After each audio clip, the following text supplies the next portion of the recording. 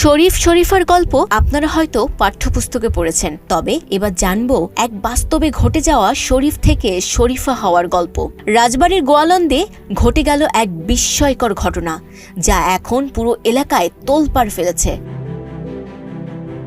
1.5 মাস আগে সামাজিক যোগাযোগ মাধ্যম ফেসবুকে প্রেম করে শান্ত নামের এক যুবকের সঙ্গে সামিয়া নামে এক তরুণীর বিয়ে হয়। 7 জুন তিনি আচমকা শান্তর বাড়িতে হাজির হন। পরিবারের সম্মতিতে তারা বিয়ে করেন, কিন্তু শান্তর কল্পনাতেও আসেনি নববধূ হিসেবে শান্তর ঘরে আসা সামিয়া আসলে একজন পুরুষ।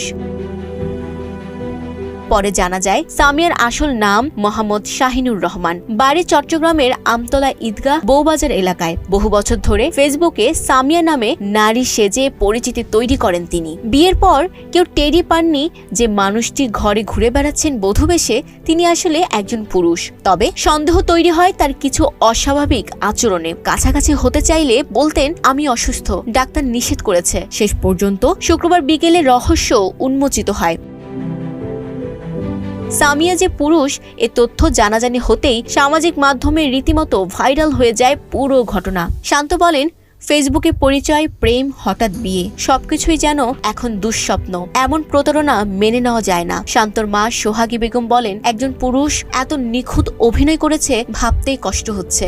ঘটনা জানাজানি হওয়ার পর শনিবার সকালে পরিবারের পক্ষ থেকে শাহিনুরকে তার নিজ বাড়িতে পাঠিয়ে দেওয়া হয়। এদিকে শাহিনুর বলেন, আমি স্বীকার করছি যা করেছি তা ভুল, তবে আমার হরমোনজনিত সমস্যা আছে। ছোটবেলা থেকেই নিজেকে মেয়ে মনে হতো, মেয়েদের মতো পোশাক পরতে ভালো লাগতো, সেই কারণেই এই জীবন বেছে নিয়েছিলাম।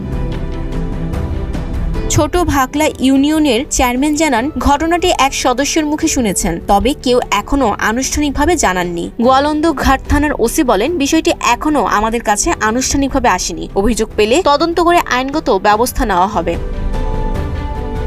Sabikun Nahar, Sadia, news flash 71।